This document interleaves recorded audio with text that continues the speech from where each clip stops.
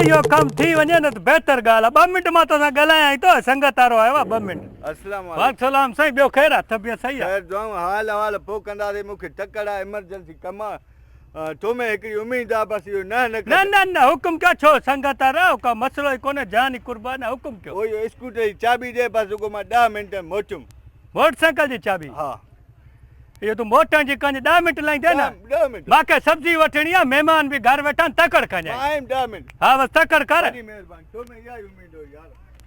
तकड़ कन्या दा मां 10 मिनट वडान चलो सही है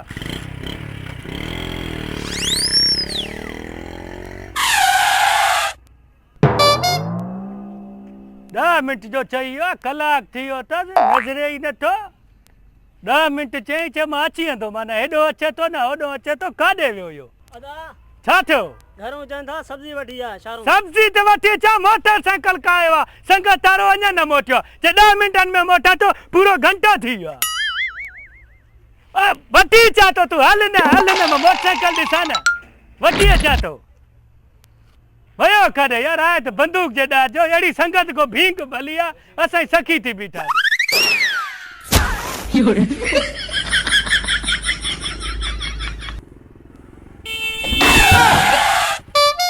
ना यो 10 मिनट जो चई कलाक लातो थी छो यार वारी कम वधी कम थी पियो त मां तो जो नौकर अचां होॾे महिमान भुख ते वठां सब्जी बि न वठी ॾिनी आहे हेॾे छाॾी महिरबानी के हलो हिते ॿिए भेरे का उम्मीद न समझो अहिड़ी संगत को भींग भली आहे 10 मिंटनि में मोटा तो पूरो घंटो लाए छॾियो थी देर थी वई होॾे महिमान वेठा आहिनि सब्जी बि वठणी आहे हे असां संगत निभाइजे पई चए 10 मिंटनि में मां पुॼां थो छा थी वियुसि वञ तेल त ज़रो ई कोन्हे पियो मां 200 जो तेल विझायो आहे हे वरी तेल ई ख़तमु करे आयो माना तेल ई न विझायो अथव वयो काॾे वञे नथो मां पुॼांसि थो थोरो कल्टी करे वञा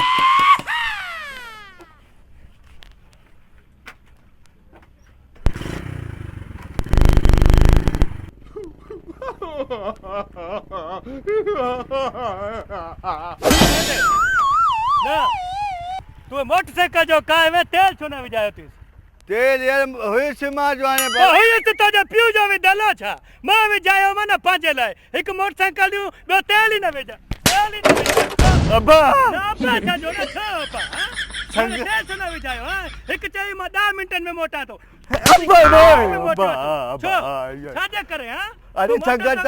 यारी आ तेल सॼो खपायो मां ऊंधो करे तोखे पुॻूं अची संगत यारी आ एड़ी यारी को अब्बा ओए अब्बा दे अब्बा छा पैसा दे 200 रुपया दे पेट्रोल जा कुछ ना बुधाए दे 200 रुपया दे 200 रुपया दे मोत बाकी है संगत फिला ना टीरा मां 200 जो तेल पोएवा